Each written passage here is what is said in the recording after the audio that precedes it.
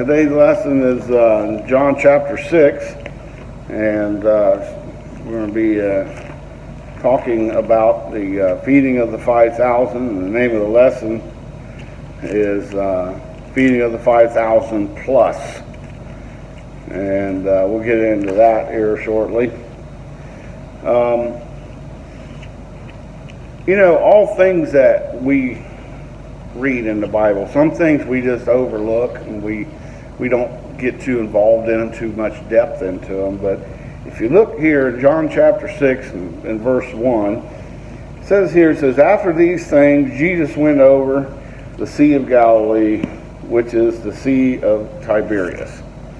Now, so we have two names for this lake, okay? But we look at this and we say, what's so important about Jesus going to the Sea of Galilee and the Sea of Tiberias? Okay, so I looked up the Sea of Galilee, okay, and it's called Sea of Galilee or Lake of Tiberias or Lake of Kinnereth or Kinneret, okay, Lake of that. Okay, but in the Bible here it's recorded as two different types of names for it, so it's a sea or a lake. But it's interesting, once again, as we study the Word, we're always finding interesting things. And one of the things that I found in this, that Jesus was there. Okay, we have a recorded time period that Jesus was there. So how is this verse important to our spiritual life? So if we take this one verse, and we look at where he's at, the Sea of Galilee. In that definition of the Sea of Galilee, we see that Galilee is one of the embodiments of water, fresh water, that is the lowest in the entire earth. Think about that for a second. It is the lowest body of water, fresh water, below sea level. It is some 215 meters below sea level. Well, what's the big deal about that? Well, the big deal about that is Jesus left heaven to go to the lowest parts of the earth for you and for me. So that's the thing we can grasp just out of that first verse, that Jesus is willing to leave heaven to rescue our souls and go to the bottommost parts of the earth for us. So I would say that's pretty much love for his chosen people, wouldn't you? Let's look on verse 2. It says, and the multitude followed him because of the miracles which he did on them that were diseased.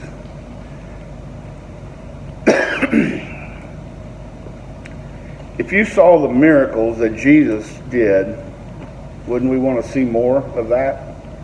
I mean, seeing somebody with a withered up hand or some sort of disease, and then Jesus waves his hand over them and says a word, and all of a sudden they're healed from that. Someone that couldn't walk, all of a sudden they're walking.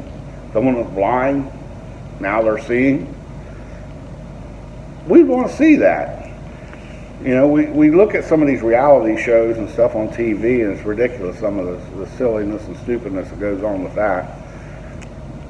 But this was a real deal. Jesus was actually healing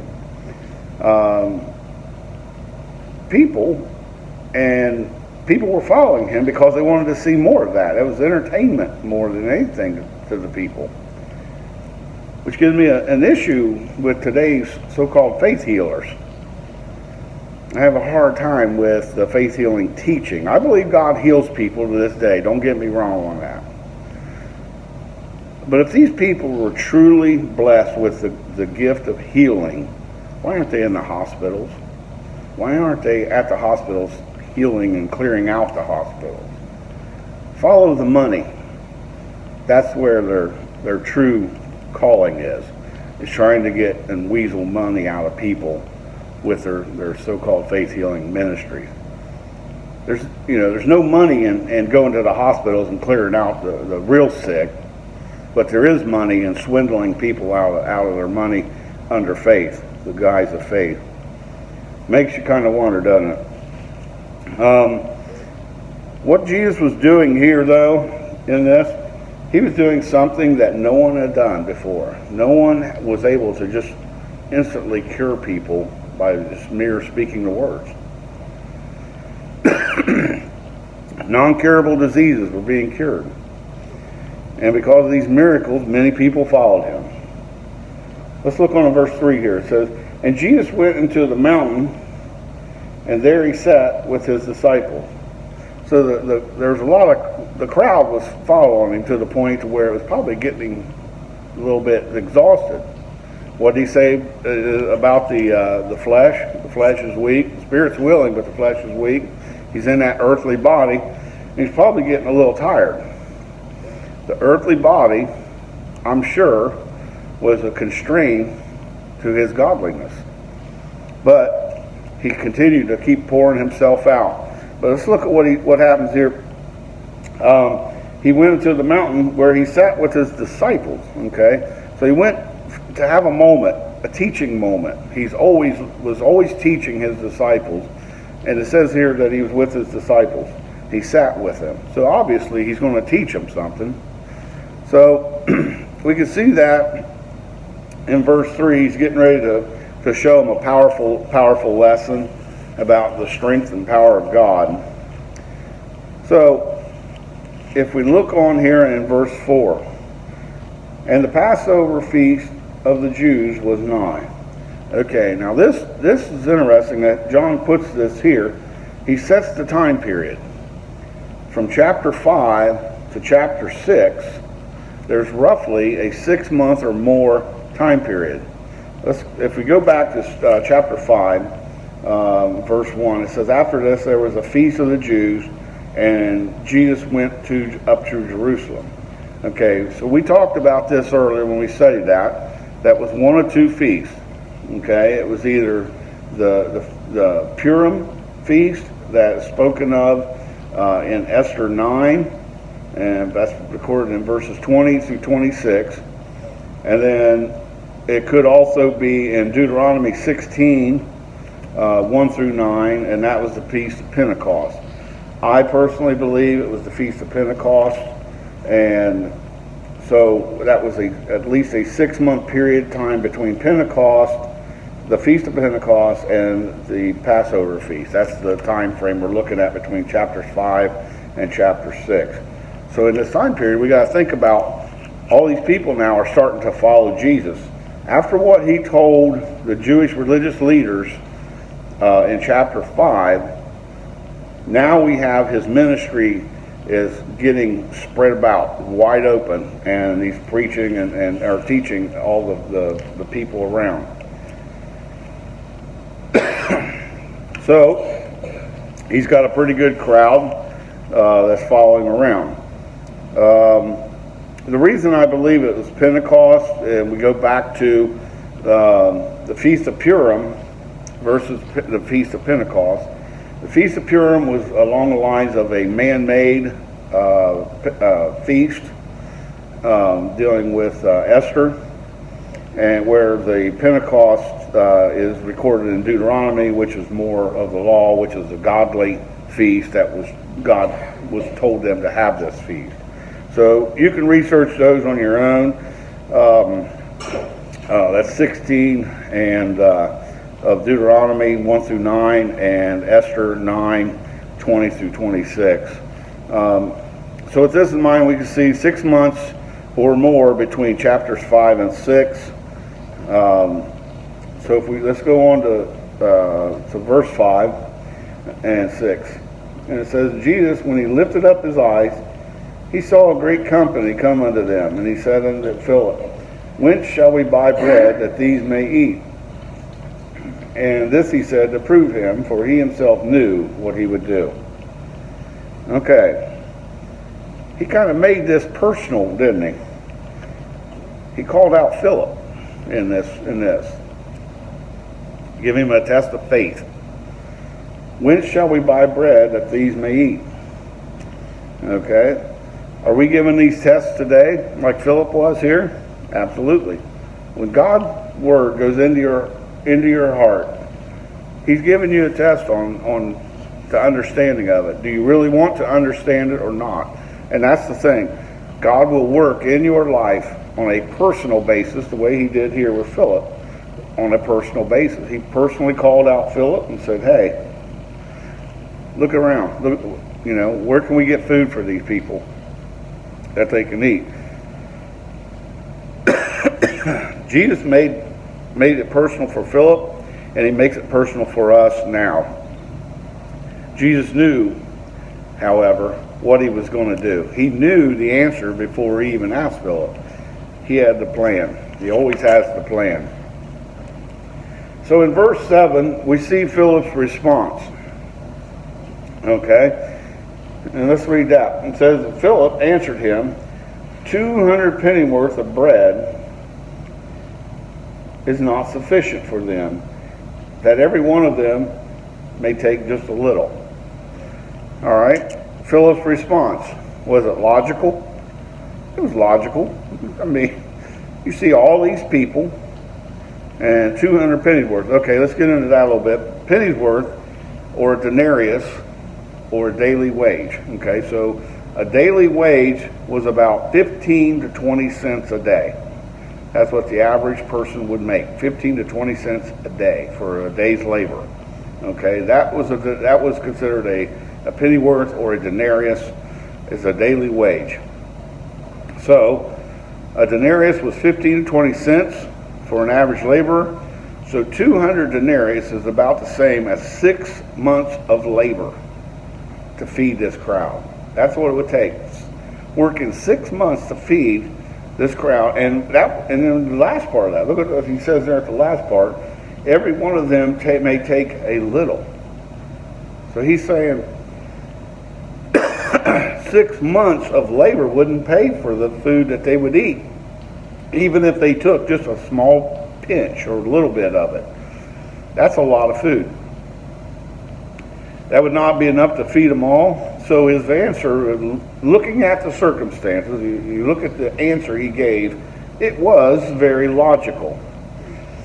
Now, let's look at verse 8 here. And one of his disciples, Andrew, Simon Peter's brother, said unto him, said unto him, there is a lad here which hath 5 barley loaves and 2 small fishes, but what are they among so many? So in verse 8, we see the conversation start up. The other disciples that are sitting around are getting involved in the conversation. Mainly, this is Andrew, Simon Peter's brother. Now, normally, Simon Peter is the one that's speaking up all the time, but his brother got a word in, I guess you could say here. He was able to speak up before Simon did. Now, we can see here that the conversation started and Andrew spoke up, and then in verse 9, Andrew gives another logical response. Okay, 5 barley loaves and 2 pickled fish. And he said, basically, he returns the question, what's this small sack lunch to all these people? So he returns it back to Jesus with that question. With this big of a crowd, we have another dilemma. Similar dilemma to the wine. And if you look at it, there was a problem. There was run out of wine. Not enough, no wine to feed the people. We're running into the same situation. So Andrew had a logical response also. But they're dealing with God here. This is the big thing. Let's turn over to Isaiah 54 here. Look at this verse real quick. Isaiah 54. I'm sorry, 55. 55. And verse 8 and 9. Isaiah 55, 8 and 9. For my thoughts are not your thoughts, neither are your ways my ways, saith the Lord. For the heavens are higher than the earth, so are my ways higher than your ways, and my thoughts than your thoughts. Isn't that so true with what we know about the feeding of the 5,000 plus? Isn't it true that what we know about that, how much more God's ways are not our ways? Let's look at verse 10. Go back to John chapter 5 and verse 10. And Jesus said, make the men sit down. Now, there was so much grass in the place so that the men sat down, in number about 5,000. All right. Remember what Mary said to the servants at the wedding in John 2? She said, whatever he says to do, just do it. So what happens here? Jesus told the men, the disciples, make them sit down. Make the men sit down.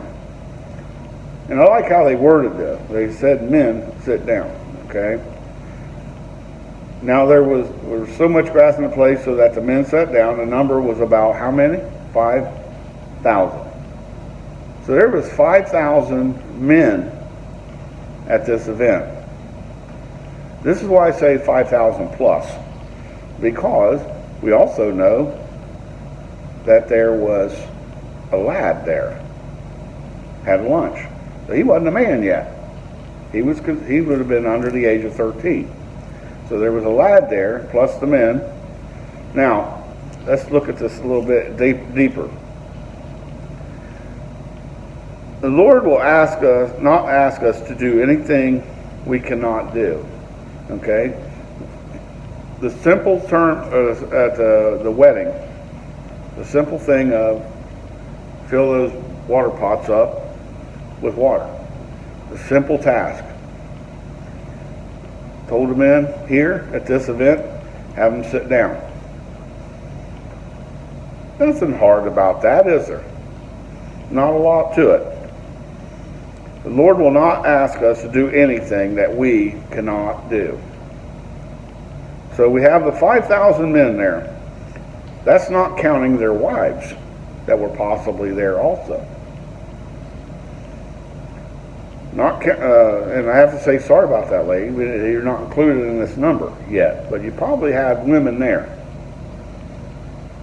Not counting their fiancés. Sorry again, ladies, you weren't counted in this. Not counting their girlfriends. Sorry, once again, ladies, not included in this number. Now let's look at verse 9. There was a lad there. Here. Verse 9 says there was a lad. So yes, there was children there. So more than likely there was women there. So we see over 5,000 people at this event. So let's see if we can do some math on this for fun. Okay, so we had 5,000 men. Let's say half of those men were not married. So the other half would be. That would be 2,500 more women there at that event. Now, let's say that there was women that were engaged or girlfriends of the other half. That'd be 2,500 more. So now we have a total of 10,000 people there. And the married women in the Middle Eastern culture had around 4 to 5 children. That would take the number up to 20,000 people at least, plus. Okay? That would be on the easy side if they had four children each.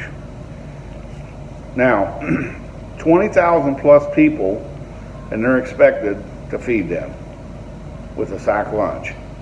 Do we get the size of this event, how big this event actually was? Let's look at verse 11. With all things, it's possible here. It says, and Jesus took the loaves, and when he had given thanks, he distributed the disciples to them that were set down, and likewise of the fishes as much as they would. Jesus did something very simple. He prayed over the meal. This reminds me of a fellow that I met when we lived in our first house. A fellow by the name of Don Applegate. We went to a church, visited a church, and after the service, Don Applegate was the pastor of that church, and he got our address, and then out of the blue, he just popped into the house one day, and I was getting ready for work. This is when I worked at the prison, and we needed to go to the grocery store, and we didn't have really anything in the house to eat, But Don come over, and we talked for a little bit. He was trying to get me to go to the church, Alton Road there, and it's something that he did that really just struck me. It was amazing. I was like, well, it's time. I got to eat lunch. So I'm like, I told him, I said, you want to eat lunch? I said, I don't have anything right now. We need to go to the store. I said, all I got is peanut butter. And that man took me up on that offer. I was like, I was embarrassed because I didn't have the food at the house to give him.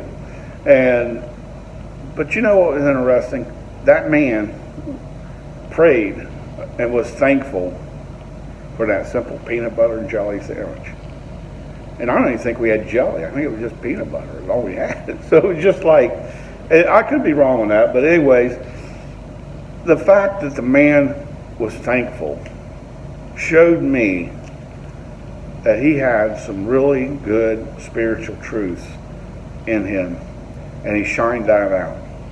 So it was interesting, but look at what Jesus did here. He gave thanks for the sack lunch, the small sack lunch that the boy had. Now, the barley and pickled fish is basically what it is. Was very simple, a simple meal that could, in the heat, would not perish. Okay, so it basically like a can of sardines and crackers is basically what it was. That's pretty much the type of meal that it was. But Jesus gave thanks for this simple amount of food.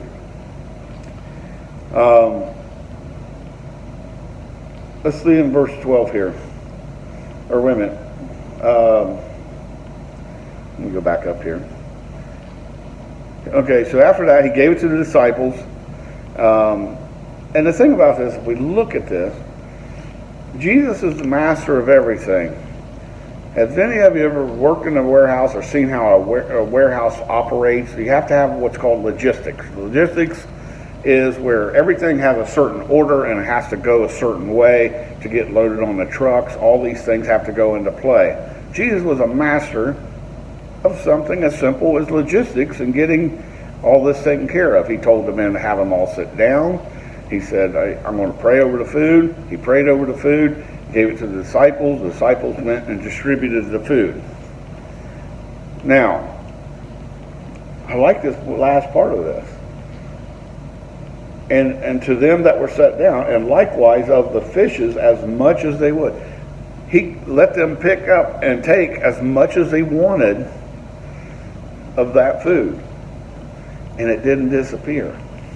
It just did not disappear. So he's a master of everything, even logistics. And he's also the best winemaker and dinner host because everyone was full.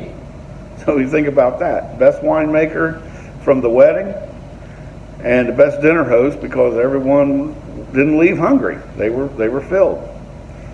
Verse 12. It says, and that when they were filled, right there it is. He said unto the disciples, gather up the fragments that remain, that nothing be lost. You know how you go to the store, they give you a sample, little samples of everything. And that's to get you to buy their product. Jesus doesn't give just a sample, does he? He gives us a full meal. He fills us completely, physically and spiritually. The pickled fish and the barley loaves that the little boy gave was multiplied to the point of feeding the 5,000 plus. And the best part of all this is like Thanksgiving.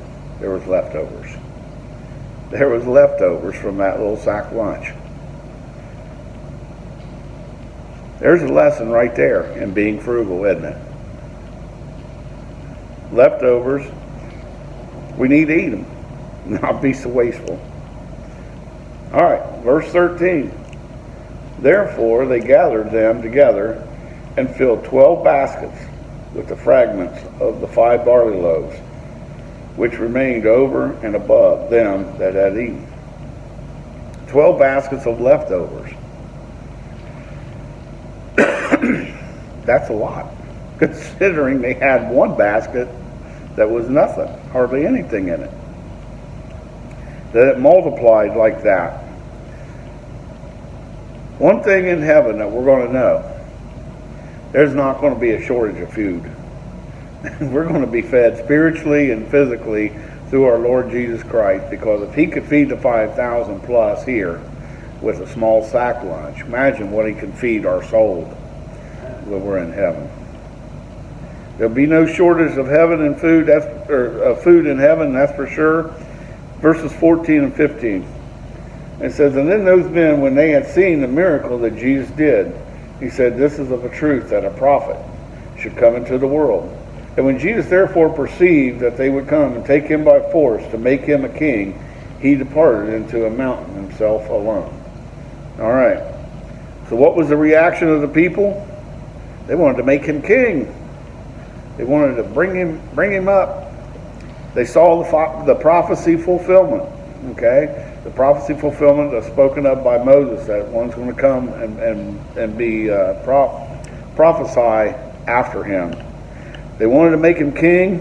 Why? So they could squash the Roman Empire. That's the main mindset that the Jews were being taught, that a king's going to rise up and he's going to do earthly works and earthly things and do all these things earthly. Jesus didn't come to do that, did he? He came to heal the Spirit. Do the Spirit. It was not his mission. It was not his divine mission to squash the Roman Empire. His mission was to seek and to save the lost. His mission was to seek you. His mission was to save you. His mission was to seek me. His mission was to save me. Their ways were not his ways. I asked you this question this morning in closing. Are his ways your ways? Something to think about. I sure hope so. And that's all we have today.